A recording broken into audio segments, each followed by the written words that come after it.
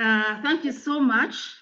One of the things that we have to recognize or appreciate is that generally the African communities or cultures have been undergoing a transition. Yep. And this transition has taken many years, or even all through the last 50 years since independence, we've been transiting. And our communities have been changing. Because in a traditional setting, there was a place for this, and that is what we know. That is where it was handled, you know. But now parents find themselves, they grew up in probably a different culture, and now they are facing a different culture with AI, with social media, with so much exposure. So it's a different, I'll tell you, at first I used to blame the parents who didn't know how to react when a child tells them that. But now I understand them, and I feel I want to empower them instead of condemning them. Sincerely, parents, some parents, if you know how to handle it when a child tells you that, or you see something funny, then you are different. But most of the parents may not know how to react. They themselves feel embarrassed. They themselves feel that they don't know what to do. And this is where we are saying that let us wake up and know that times have changed. And it is our responsibility to empower ourselves to the times that we are facing. First of all, in the issues of bad touches, sex abuse, sexual grooming, and all those terms, the issue of vocabulary is very key.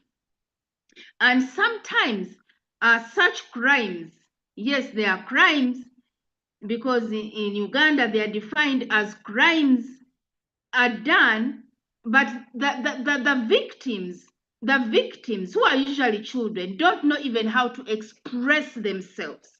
They don't know how will I say this, and even the parents don't know how to react, you know. So it's the first step we need to do as parents is to make sure we demystify this issue of children's bodies, you know, demystify it. Your body, you are wonderful and fearfully made.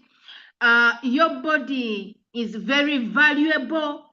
We start with telling them, even because we've not even just emphasizing that your sexual organs, your whatever, every part of their body, be it a finger, be it like a piece of hair, it's very, very valuable. It's very, very something of great value. They are wonderfully and fearfully made, as the scripture tells us, and that is true, because even replacing a piece of your hair, you can pay millions and millions of shillings. They are people of great value. We must make our children love their bodies in a good way, to know that they are of such great value. And they have great value, not because their bodies are beautiful, not because they have a good figure, not because of anything. Then they are valuable the way they are. Once we have put it in the minds of our children, we've talked about their bodies, what they are doing, then the children will have a sense of value of who they are, such that anyone who tries to do anything unwelcome to their body, they will be protective. Then they will be able to share with us. And we as parents, especially parents on this call, empower yourself. Know the right words, how to probe a child to tell you more. A lot of abuse, a lot of sexual bad touches are happening right under our roofs, and we parents are not even suspicious about them. The boys and girls go and into each other's bedrooms. The cousins come in the night. They are talking. What are they talking about? in their bedroom. So when a child comes to you and tells you that so and so touched me badly, sit your child properly and just tell you, please tell me more. What exactly happened? How did it happen? And how did you feel when this person did this kind of thing to you? Because we know that most of the psychological baggage people are carrying today, the burdens they are carrying psychologically are springing from bad touches, being used sexually, being raped, and being taken advantage of. Because that area in our lives should not be touched by anyone. It should not be touched by anyone. And children also should know that in Uganda, if a child is below 18 years, they cannot give anyone permission to touch their body. The law does not allow them. The Lord does not allow them. I allowed him to do this. I allowed him to kiss me. I allowed him to touch my breasts. They are not allowed to allow anyone. The Lord does not allow them if they are 18 years and below. So it's very, very important. So sit your child down, probe what happened. Let's talk about it. Take it as an opportunity, because I'll tell you, she or he is going to meet many other opportunities of exploitation and of abuse. And their biggest defense is themselves. To be able to speak up to the abusers fearlessly and say, no, do not touch me, or that is not right, or that is a bad touch. It takes a lot of courage and empowerment for a child to be able to do that. So when a child discloses to you, first of all, be thankful that they've been open, and then take it as an opportunity to build a new level of relationship and interaction with that child. Wow, that's deep. Thank you, Madam Kathy. Uh, Friends, this problem is real.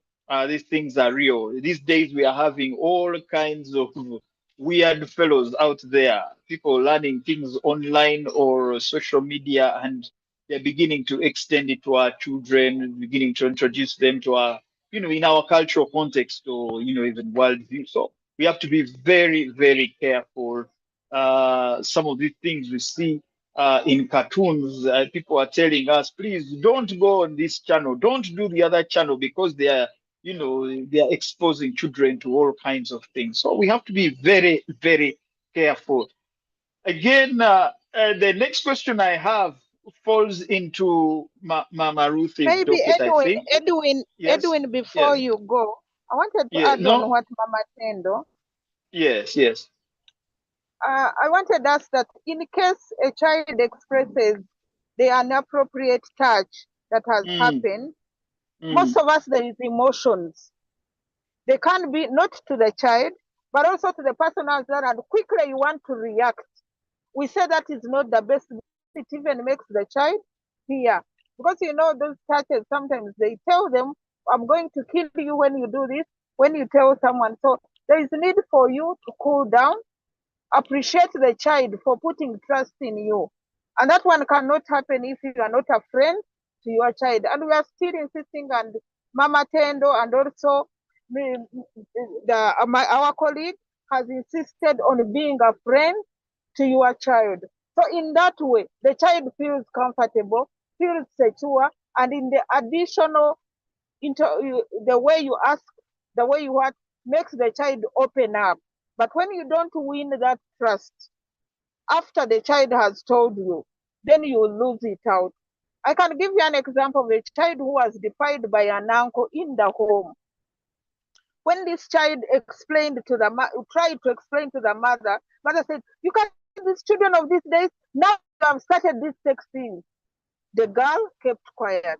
The uncle kept on defying until a neighbor, when the girl it was too much on her, she explained to the neighbor, who asked her, why are you always annoyed and you are always crying? Then the girl explained it, and they found out the girl had already got rotten down there because the uncle was too old to the child. But the mother never gave attention when the child expressed those touches of what the uncle is doing. So we need to cool down, to cool the emotion, and be able to talk to our children and explain them and encourage dialogue on how this child, because that is the way you can help them, because we cannot be with them every time and everywhere they go. Thank you very much. It is what I wanted to add on. Now, Madam Ruth, you're developing a habit of getting into my next questions. But again, my next question to you was something that how we deal with the post actions or traumas that these children. Probably you just add on to a bit of what you've said, but we've already got a gist of where you would be going in this. My question is, what is the initial and ongoing psychological support needed for a child and their non-offending family members following a disclosure and investigation of this bad touch? Madam Ruth, how would you help if people came to you? Probably with your background, you could help us demystify this. Thank you.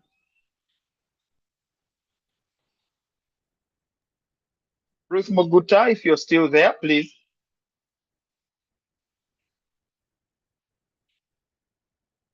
Hello, is Ruth Moguta still with us? Okay, I'll pass the question on to Mr. Magumba if he has something to say about Yes, this. I'm around. Oh, okay then. Please go Yeah, ahead. Go yeah. ahead. Thank you very Mm, much. One, mm. I'm traveling, so it is the problem. Oh, be One, careful, please. Mm, yeah, one of the mm. things that you need, as I had said, you need to now give affirmation and security to the child, first of all, because they are the ones who are going through that trauma. One, because of the scare the perpetrator could have done. Then also your reaction as a parent, how you reacted. So the first thing is to ensure that you affirm and help both the parent and the child to make sure that it is okay. They have someone whom they can console to. Because also for parents, I don't know for Mama Tendo whether she has seen this, sometimes parents feel ashamed to say that their child has been either defiled or sexual abused, and they feel as if it should be a hidden thing. And in that way, it affects the child who is being who is being affected. And so one of the things is to give them affirmation and counsel them so that they can be able to get a solution both together with you. The second is about to know the extent of the problem so that you are able to help. And mostly is to go to the health worker so that they can try and find out whether it was real penetration or it was just starting or it was just so that the extent is and the child is protected of anything, either HIV or any infection immediately after the action.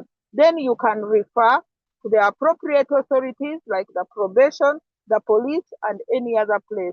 And when you are helping, you are the one whom they have come to. Please go with them, especially if it is going to police, because there are chances of someone underrating the action, underrating what has happened, and you find the case is lost.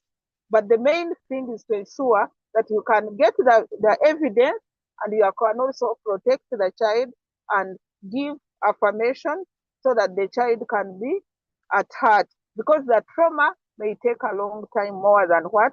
And we, the people who come in to help, we make it exacerbate or we make it so much higher by the way we respond when we are responding to these children. I hope I've. Yes. Actually, again, you have sort of touched into what my next question was going to be. But let me extend it to Mr. Magumba right now. Mr. Magumba, uh, what can we do uh, as parents to rebuild trust and safety in the family environment after an incident like this has occurred?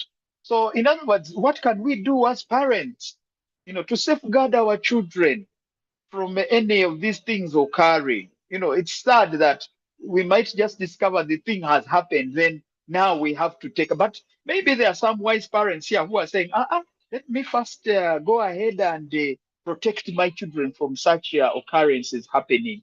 Mr. Magumba, what do you think we should do in this respect to safeguard our children from having these things happening to us in our homes?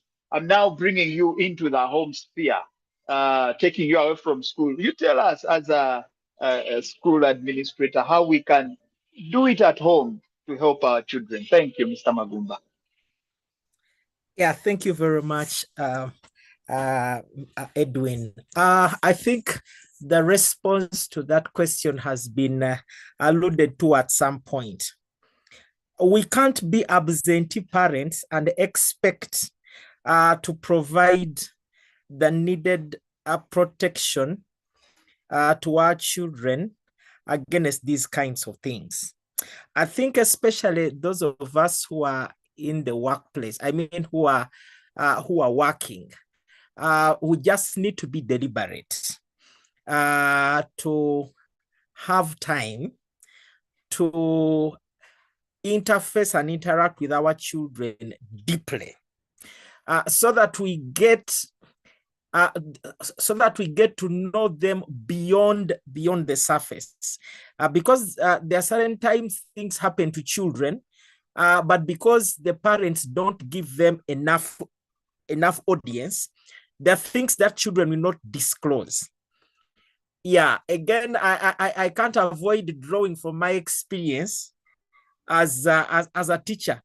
I have encountered children who don't want to go back home in a boarding school setting. When it's time for school to close at the end of the term, some children don't want to go back home. And when you probe a little, you realize that in some cases, the parents are always absent, and so the children are predominantly with the helps, the house helps. In other cases, the parent has not built an atmosphere that makes the children feel free to share their minds. In other cases, the parent is just absent. Yeah, so until we as parents make a deliberate decision to be in our children's lives, I think some of these things will be very difficult to track. I have known of parents who are more comfortable having their children in boarding school than their children being at home. It's like, for some people, children are like an inconvenience. In such a case, you'll never be able to know what underlying things the child is going through, and that is why even rates of mental health and depression are becoming a big issue in families. So in a nutshell, what I'm saying, we have got to be deliberate in being in the lives of our children. We need to know our children in and out. I think for me, that is the most important thing. Then just to add to what my colleague said earlier, how to address such a situation when it has happened. I know that there are so many interventions that have been proposed by many people on how to handle situations like this. But I think until you have done a thorough analysis of the extent of the problem, prescribing a treatment may not help even when you take a child for counseling. Yeah, so maybe at some point we will need expert psychologists to help us take us into the details of how to assess the extent of the problem. Because I've known situations even among children who go to school that have been abused and taken for counseling, and it has not helped. Yeah, so I think that a lot of assessment needs to be done to understand the gravity of the problem. But as for parents, we have to be deliberate. You must be the best friend of your child. There shouldn't be anything that your child is not free to talk to you about. I think we need to get to that level. Thank you very much, Edwin. you have to be the best friend of your child. I think that is a take home for me, and I'm sure even the other members have heard it. Our dear panelists, thank you so much. That those ideas have been so revealing. They have been so deep. And I would like to use this time for all the members that are here who may wish to share an idea, a Yes. point that we could have missed out. And we're probably now going to open the floor to the other members to please come in and make a contribution if there could be some. Yes. Edwin, just a minute before we do that, just Yeah. to add something about the family environment. Okay. Yeah. Yeah, one of the things we must have, yeah, the way we are bringing up children in our homes, we must have a communicative culture where we freely are able to communicate about anything. If you see that your daughter, probably you were going somewhere and you looked at him and you saw him eyeing a certain boy, or vice versa, or your son and eyeing a certain girl,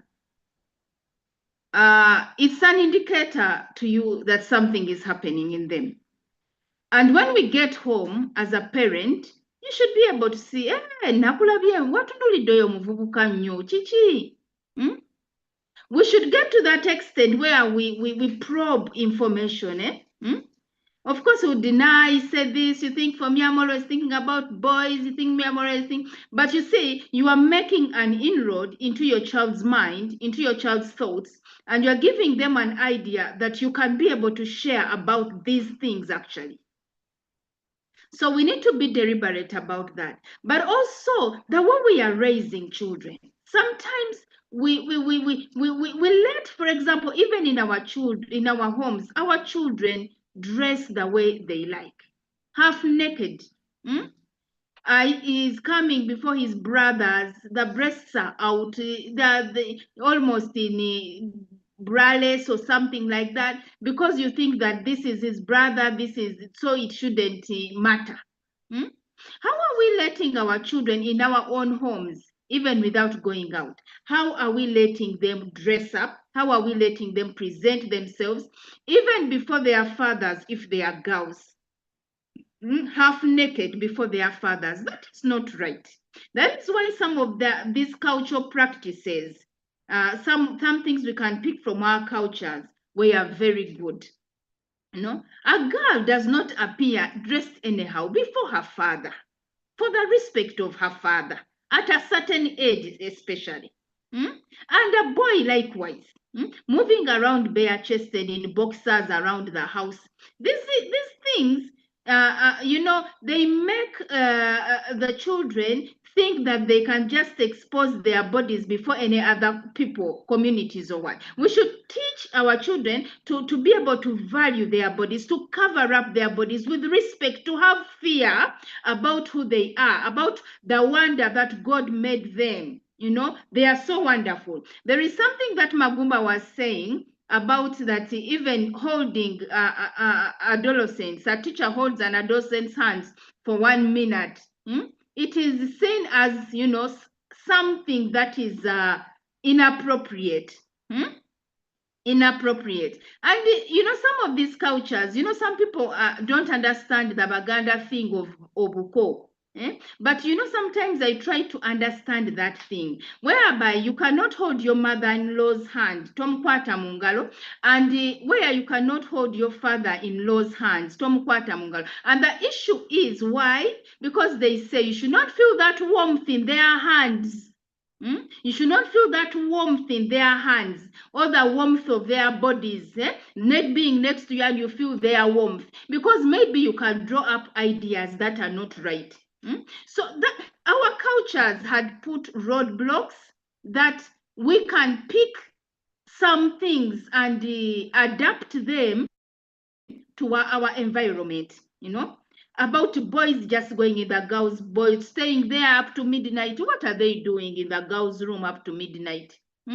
So the home is a very critical place. But I shall say that a lot of abuse, a lot of abuse of bad touches takes place in our homes, and our homes must be guarded. There are some statistics. I don't know whether Edwin, you can be able to get for us those statistics that they gave us about abuse. You know, some statistics. These statistics should wake us up to see that we make the home as safe as possible, that we put barriers, that we put this sleeping time, that it's this time go to your bed and sleep, so that the children at midnight, one, they are there watching TV with a maid. For you, you are so tired, you went to sleep. So what is happening there? So these things we put in our homes are like barriers. They are like road posts. They protect our children. We must be keen on our home environment because it presents a lot of opportunities for abuse of children. Thank you very much on that. I don't know whether any of the other panelists might have something to add on to that, because that's very, very deep as well. Thank you. Mr. Magumba, Yeah, do you I have wanted to something? add on a bit. All right. Yes, yes, Yeah, Madam Ruth. thank you very much.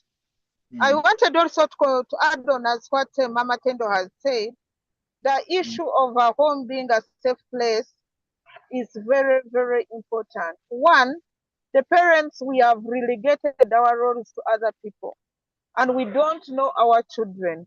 The parents on this panel, I want for them to give them like a homework. Let them go and ask their children how much the children know about their parents, and even them, how much they know about their children. It is very, very sad.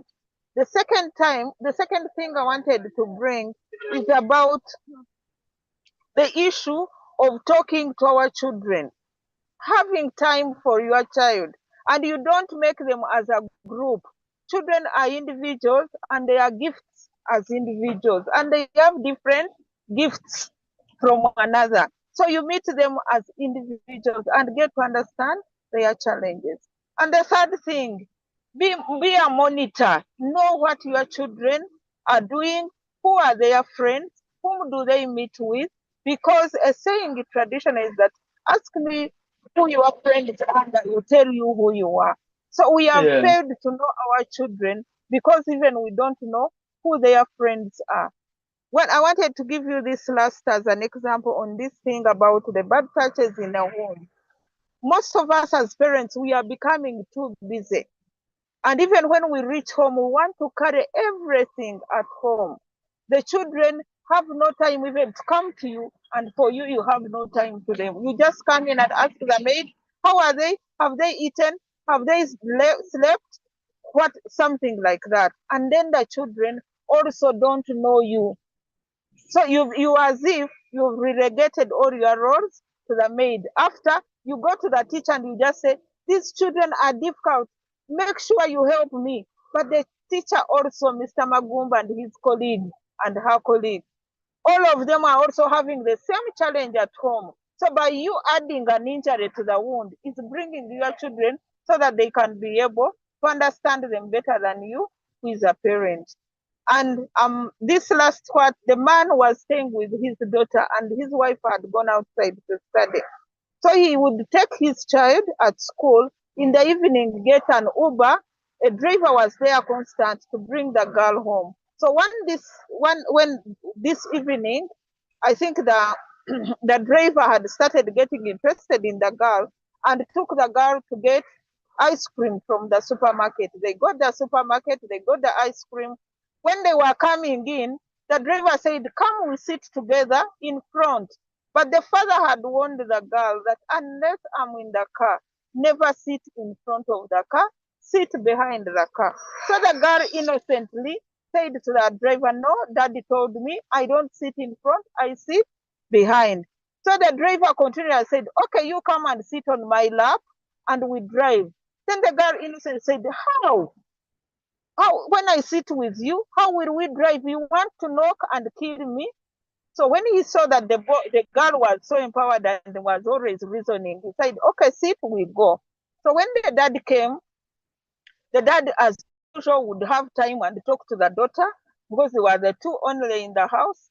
So she said, oh, Dad, this evening the school was okay, but when I came in the evening, uncle, he was calling him uncle, took me to the supermarket and bought me ice cream. Then after, he said I sit in front. So the father was so tactful and didn't show that it was. And he said, okay, and then what? So he told the girl all what happened. In the morning, he told the girl, don't come, I'm going to take you and bring you every day. And he told the driver, never come to collect my girl, I will collect her myself. So that shows you. Another one would have quarreled with the driver and what, but he responded in a way and kept in touch with the girl because he was a friend and he was open to talk and having time to talk to the daughter. Okay, that's what I wanted for the people who are on the chat, not to miss that, how parents, even a man, can be able to protect a girl child. Wow. Yes, friends, this is deep and real, even in our Uganda context. So we should always be very, very vigilant. On some of our key findings, we realized that even in Uganda, we are having many of these things happening. We have violence against children and youth, that's child sexual abuse. This is lifetime prevalence. A 2018 survey reported that among young adults aged 18 to 24, they have, experienced these child sexual abuse things. 35% of females, about 1 in 3, had experienced sexual violence during their childhood. And 17% of males, about 1 in 6, had experienced sexual violence. And then we also recent prevalence, according to data from around 2020, among children aged 13 to 17, 25% of girls, that is 1 in 4, reported experiencing sexual violence in the previous year. Then 11% of boys, that is 1 in 10, every 10, reported experiencing sexual violence in the previous year. So, and then we have age of first abuse. A quarter of all boys and girls who experience child sexual abuse do so before they turn 13 years of age. Imagine 13 years of age. And then we have violence against women and girls. Overall prevalence, a 2020 national survey of violence in Uganda found that almost all Ugandan women, that is 95%, had experienced physical or sexual violence. This is a shame. Lord have mercy on our country. Both by partner or non-partner since the age of 15. And then sexual violence by non-partner, report levels of sexual violence by non-partners were 55% in the same survey. And then police reported cases, that is in 2024 data. We had the Uganda Police Force Annual Crime Report 2024 recorded a total of 14,425 cases of sex-related issues that were reported to the police. So it is really important to note that the reports cases are generally considered in this country, and they are prevalent. These things are happening, and we need to be very careful here in our own country. These things are happening, and they are becoming a stigma for our children and our women in this country. These things are real, but of course, let's refocus bad touch children and how to safeguard them from any of these occurrences. So, yeah, this is what we are up against, and this is some of the information that Kathy was asking me to share with you members. I would like to take this opportunity to open the floor to the members. There could be some who might have a question or two, or even a contribution to make, please, I hope you know how to put up your hand in the chat. Put up your hand, and then you will be permitted to speak. Yeah, thank you very much.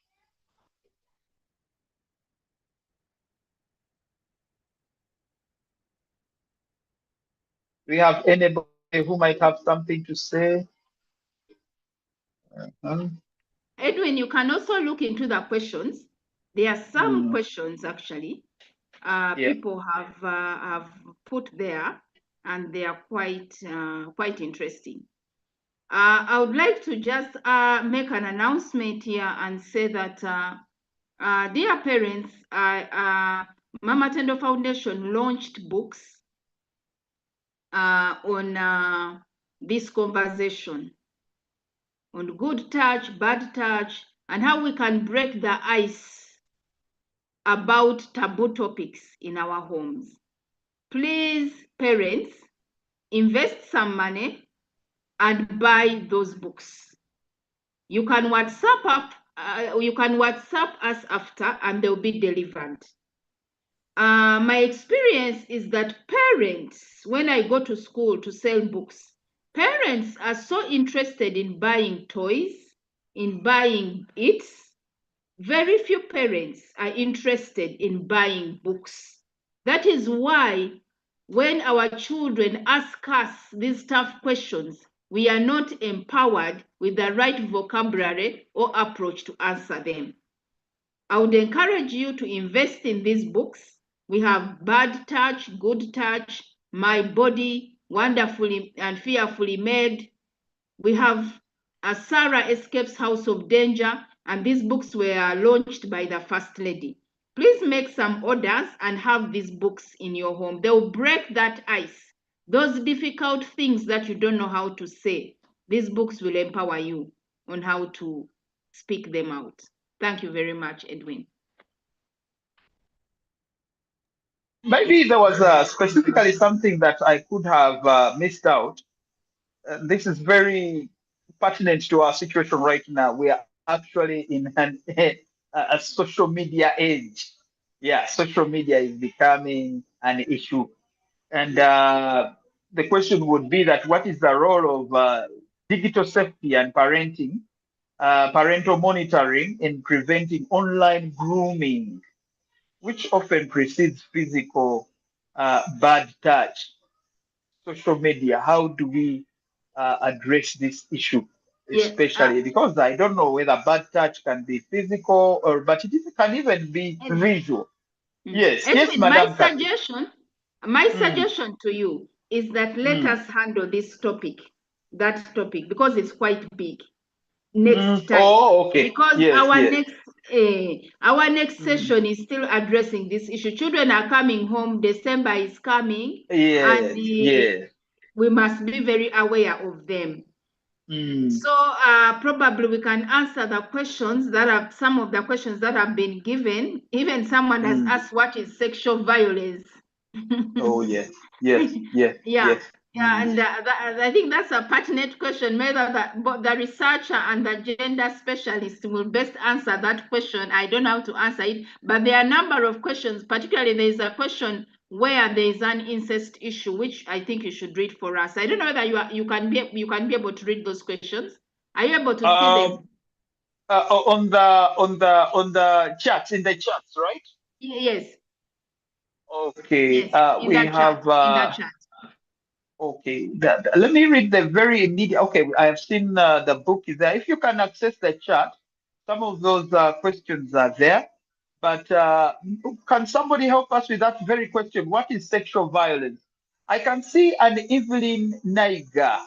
Admin, I don't know whether you can accept Evelyn Naiga to speak. Evelyn Naiga is asking a question or has a contribution to make. Yes, thank you, presenters, for this hot topic of bad touch. Hello, members. Do you hear me? Yes, we can. Thank you. Thank you. Okay, yes, thank you. We can, Naiga. Thank you. Thank you. I'm Evelyn. This question particularly goes to Mr. Magumba.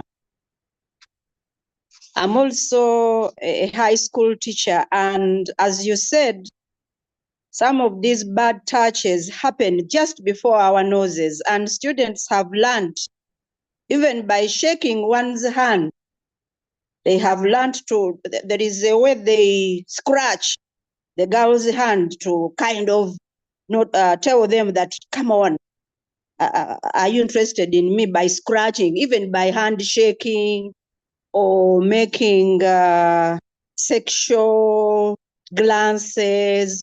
And as teachers managing so many numbers in schools, what can be done, especially in terms of school rules and regulations, to deter such ugly behavior done right before us on the school campus? Thank you. Mr. Wow. Magumba, that was your question. Thank you. Well, thank you very much. Of course, the rules are there, my sister. The schools I have worked in have each had very explicit descriptions of what is prohibited, especially in matters regarding boy-girl relationships. Okay. In my experience, I've realized that these children are very innovative. They are very creative, and they know how to beat the system, at least in the schools where I have worked. I think what would best work is to use a multi-pronged approach, that as we emphasize the rules, we strengthen the guidance and counseling. And many times in most schools, guidance and counseling means helping them choose which careers they will do. But our guidance and counseling should really prioritize aspects of helping these children avoid being avoid finding themselves in sexually compromising situations. In the schools where I've worked, we have frequently had talks, as I said, not just at whole school level, but even down to class level and dormitory level. And in some schools, they've gone ahead to attach a group of students to particular teachers for purposes of mentorship. There have also been a number of trainings to help teachers understand the learner in the 21st century.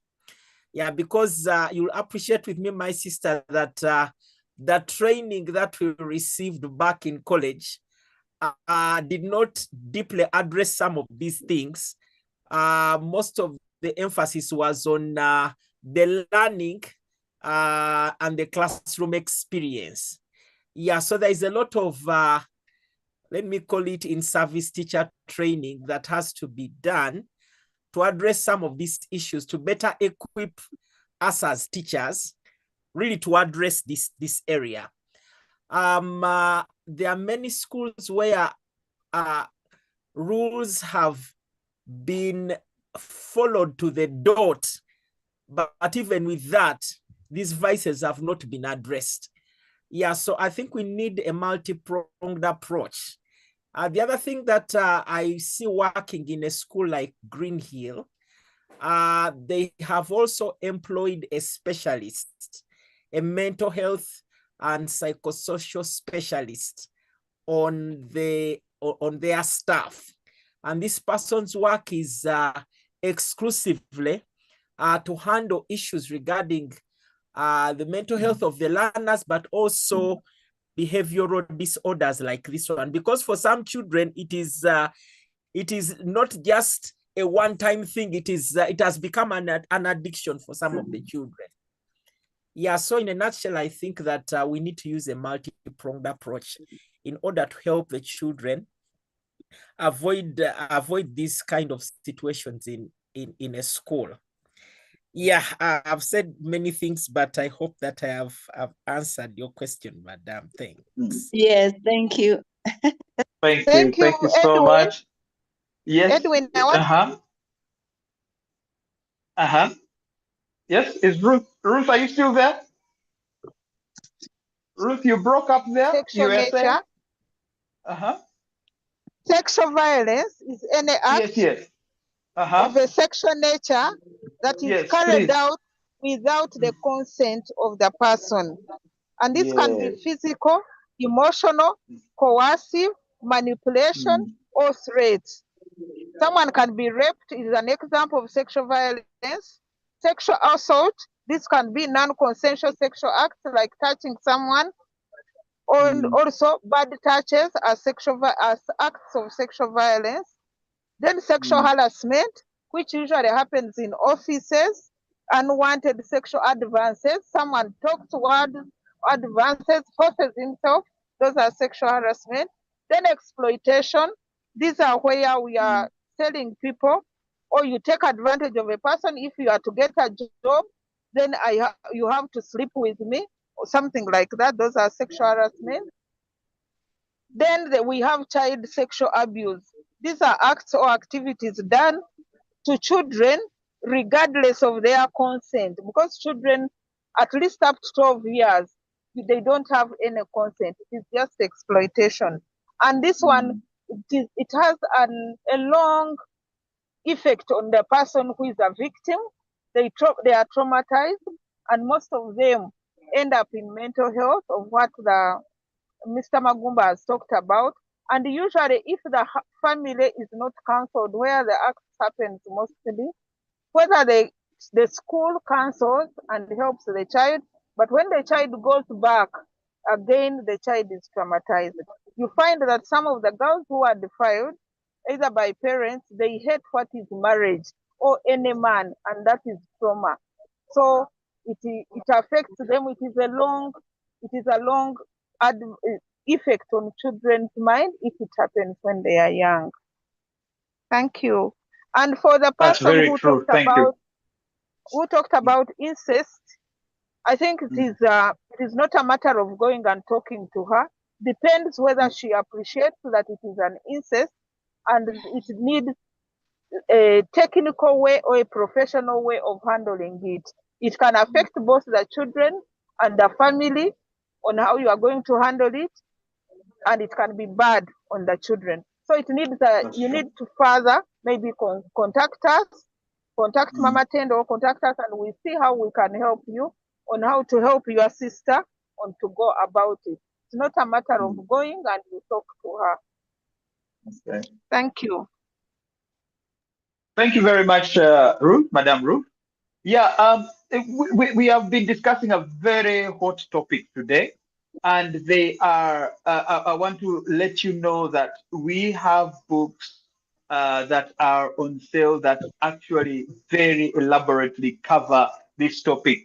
My brother Brian to Kahebwa has been able to present some of these books to us. If you would like to get copies of these books, please get in touch on the number. Let me read you a telephone number here: 0726 260 375.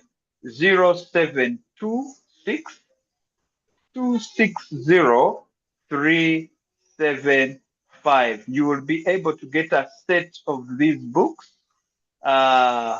for about, I think it is, did I say 70,000 shillings?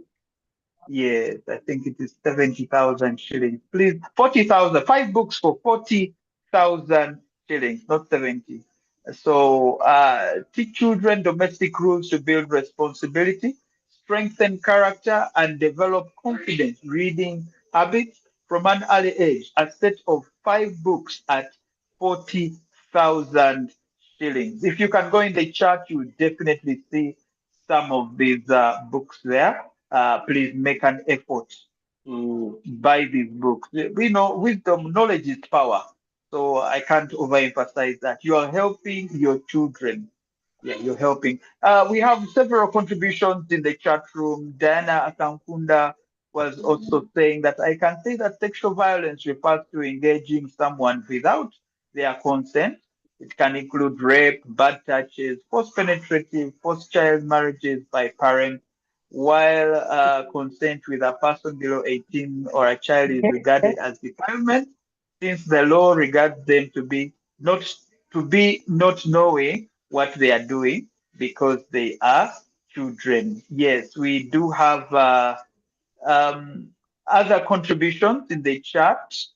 And I think there was somebody who was asking about sexual violence, and that was answered. Is there anybody else who would like to ask a question? If you wish to ask a question, we are all here to help.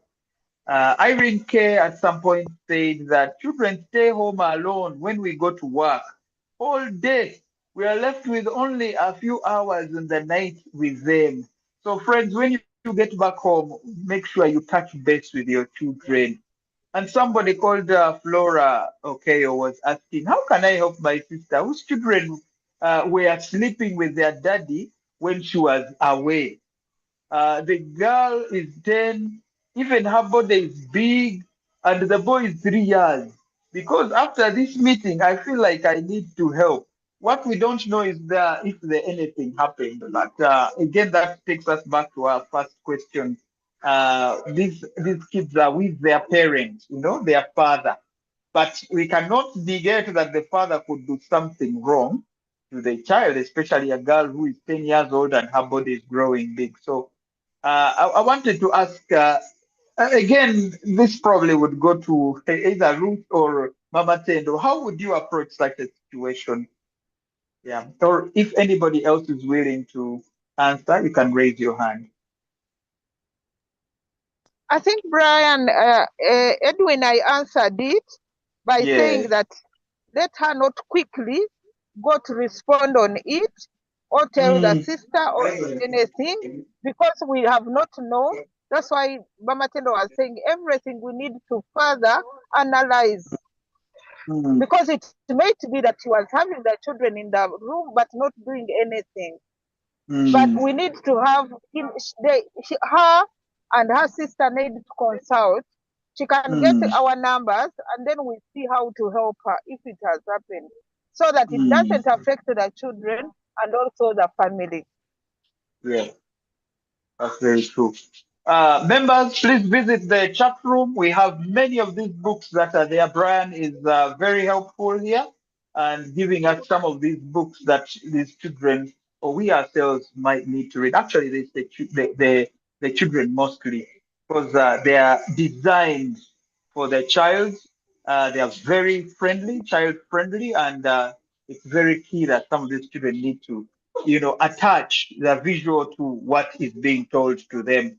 So make the effort to buy these books. Uh, uh, yeah, these books actually they clearly show what we are talking about, the bad touches. So, yes. Kathy, would you like to say something about these books? I'm sure these are your development, and please go ahead and say something about them and how useful they could be to the members here. Kathy? Yes, thank you very much, Wayne, for giving me another opportunity, even as we end the meeting. Thank you once again, parents. I just want to encourage you that your attendance will pay off. It will pay off by the kind of children we are going to see coming from your homes. So thank you very much. I have a book here called Wonderfully Made Me. It is for children from 10 years old, and it addresses a number of things about the thing that I've emphasized, that we must make our children know who they are, that they are valuable, and no one should use their body in a way that is not deserving, because they are people of great value. Knowing who you are is what fights for you, because some children put up with all that nonsense because they don't think they are valuable enough, so other people can come and do to them whatever they feel they should do. So the first place we should be as parents is to make our children know that they are beautiful, they are wonderfully and fearfully made. And this beauty we are talking about is not like you know, everyone dies for you or what. Whatever they are, whether everyone dies for them or not, they are wonderful, they are beautiful. And they must have that feeling of self-worth and self-esteem. So this book is for children. I like it so much as they enter into teenagers. It covers children from 10 to 19 years. They will read about the value, the way how they can increase the value, the way they can protect their value. It talks about bad touches. It talks about what happens in secondary schools when they go. The issue of bad touches from girls, bad touches from boys, even if they are children of the same gender. All those things are addressed. The things that happen in our homes over the Christmas period when we go in the village, you know, what happens, all the children sleep in one room, what happens there, all these things. Please empower your children. This book is 25,000 shillings. It's called Wonderfully Made Me. And the other ones, even for a 2-year-old, a 2-year-old understands, by the way, very well. A 2-year-old can even express themselves how they feel. There is already a picture book for them. So parents, pay attention to these books. Empower the children of Uganda. Empower them so that they can be able to grow up with minds that have not been, you know, that have not been damaged. You know, they have a right to a happy and joyful childhood. So thank you so much, Edwin, for that time. Members, I would like to say a big thank you to everybody that has been present on this wonderful discussion. And Flavia, we would say you're very welcome. Thank you for appreciating. And every member out there who is grateful for everything that has been discussed. Yes, our time is fast spent. I'd like to say a big thank you to everybody once again for being present. And Edwin, I saw my husband on call. I don't know that he's gone on, oh, but I would like to say hi to him because I'm here all at the right. workplace. Yes. Mr. David Rueza, thank you so much. Thank you for being part of this and allowing us, your wonderful wife, to be, very instrumental in helping everyone out there. We are several of us here right now. We've been, I think at some point we hit 70. So thank you so much, David, for allowing Kathy to be the engineer of this. I have no more words to say. The mosquitoes are beginning to eat me from the outside here. And so I'm ready to exit. I don't know whether there's anybody who has any closing remarks of our panelists, but otherwise, yeah, I think, Evelyn, do you have something to say? Evelyn? No. Okay. Your hand was up for the other time. Okay. Sorry, I think, yes.